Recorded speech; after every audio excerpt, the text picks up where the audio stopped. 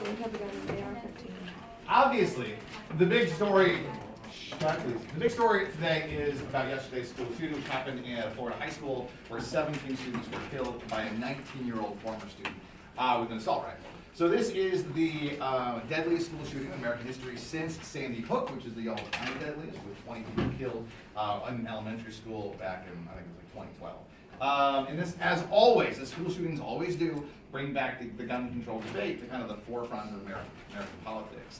And what do we do about situations like this? So the first thing is Donald Trump was quick to respond, condemned the act, and said it was a national tragedy.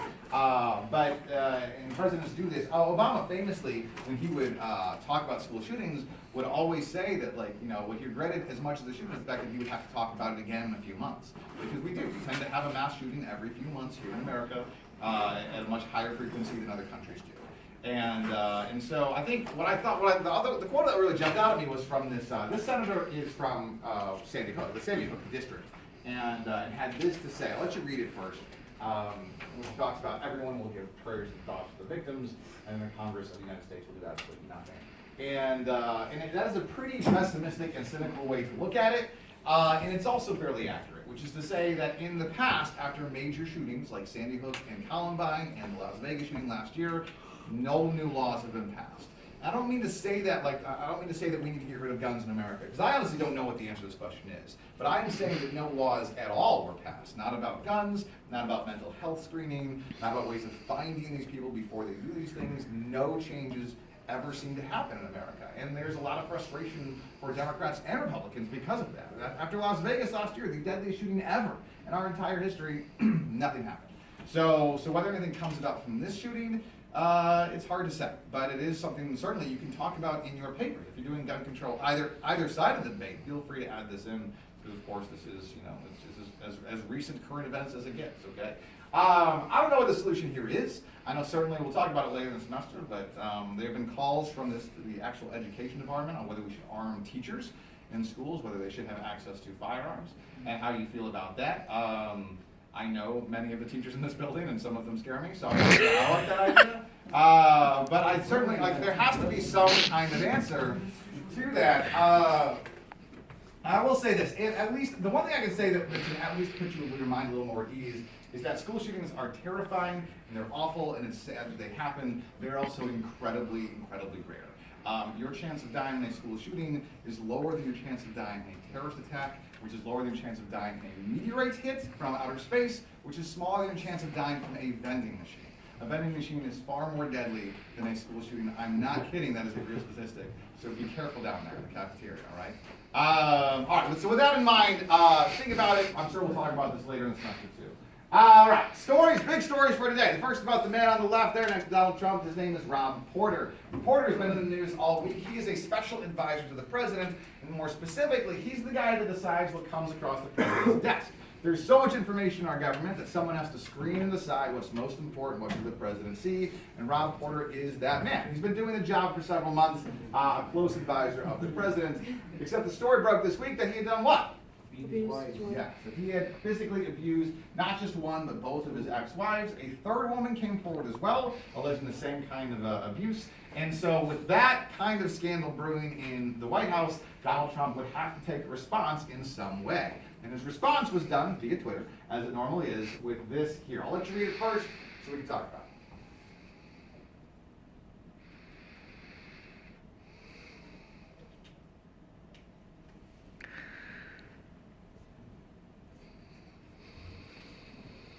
Now, to the surprise of some people, Donald Trump has defended Porter himself, and the argument he makes, is there no such thing as due process, is actually I think is a valid argument. In America, we have a rule, which is that you are innocent until proven guilty, and it is not fair for us to judge people who have not been proven guilty. Perhaps Rob Porter has done this, but he's not stood trial for it. There's been no evidence to prove definitively he has done these things. And so I totally understand this point of view, but there have been other developments recently. The first is that there is actually photographic evidence of his wife being beaten, and she has claimed that this happened from her husband when they were still married together. And then also, the FBI is involved in the story too, because the FBI was screening Rob Porter for security clearance. If you work in the White House, you have a certain level of security clearance, classified, top secret, all of those things have to be screened by the FBI. And the assumption was that Porter had received top level clearance. Remember, he sees everything that comes across the president's desk. Well, the director of the FBI this week said no. In fact, they never gave him security clearance. It is still ongoing. He never got cleared at all. So we have someone in the White House who does not have classified clearance, who's been looking at all of these classified documents. And that's a big question. Whose fault was that? Was it the Trump administration? Was it the FBI? Should Rob Porter have never been there? And I guess the question I have for you is why? Like, I just told you that he's innocent until proven guilty. So why are they not giving him clearance because of these abuse allegations? What are they worried about? The problem with the idea that you might have abused your former ex-wives, the issue there is not that maybe you did it, maybe you didn't. The problem is that if that's true, you could be blackmailed for that information. Right? If you're trying to make sure that doesn't get out and some foreign government finds out that you actually abused your wives, they could blackmail you to get secret information from the White House. This is very common. This is the thing that typically happens. The FBI was looking at, saw that, and decided to not give him clearance, and as a result, here we are in this mess trying to decide what should be done with Rob Porter. Has anyone broken the law here or not? My second story for you about Donald Trump, and I have resisted telling you this one for a long time, is about Stephanie Clifford. Clifford had alleged back in 2011 that she had an affair with Donald Trump. The thing is she's not well known as Stephanie Clifford because she was an adult film star. She made pornography films under the name Stormy Daniels. And this whole Daniels story has been going on, I know, for 3 weeks. And I've decided not to tell you this story for a variety of reasons. One was that allegedly, the affair happened just 2 months after Melania gave birth to their son, when she was still recovering on bed rest, and her husband was cheating on her. And while this sounds terrible, it is important to realize this is also hearsay. Like, it is her word against Donald Trump's, and there's no reason to believe one over the other, and we weren't going to talk about it. It's a non-story unless there's any evidence about it, right? So for 3 weeks this has been going on, I haven't said anything about it. The problem is that there is actual evidence from back in 2011. She gave, not evidence, I guess, but she gave an interview to In Touch magazine where she talked about the affair. Again, this is still hearsay. This is not actual evidence. But it is the rumor is that she signed what's called an NDA. It's a non-disclosure agreement. Basically, I won't say anything about this affair. I won't talk about it at all. And for that, she received what? She received $130,000 paid to her by the Trump campaign organization. Now, this again is all rumor, so there's no way to prove whether it happened or not, but she has said nothing about this affair since the election began in 2016. She suddenly hushed up and didn't talk about it at all anymore. Again, it could be coincidence. Silence does not mean that something really happened. But that all changed yesterday, because yesterday, Donald Trump's lawyer, Michael Cohen, said on the record that he personally paid $100,000 to Stormy Daniels for reasons unknown. So not that Trump paid the money, that this guy, out of his own pocket, paid her $130,000. And then when they asked him, why did you pay her that money, he said, it's a private matter, I'm not going to talk about it. So there you go. So maybe he paid her to keep her quiet, maybe he didn't. That's all we know at this point. But now it is on record, and there's a Trump lawyer admitting to it happening. Trump's not in trouble for this. I mean, it's this guy saying he paid her, not Trump himself.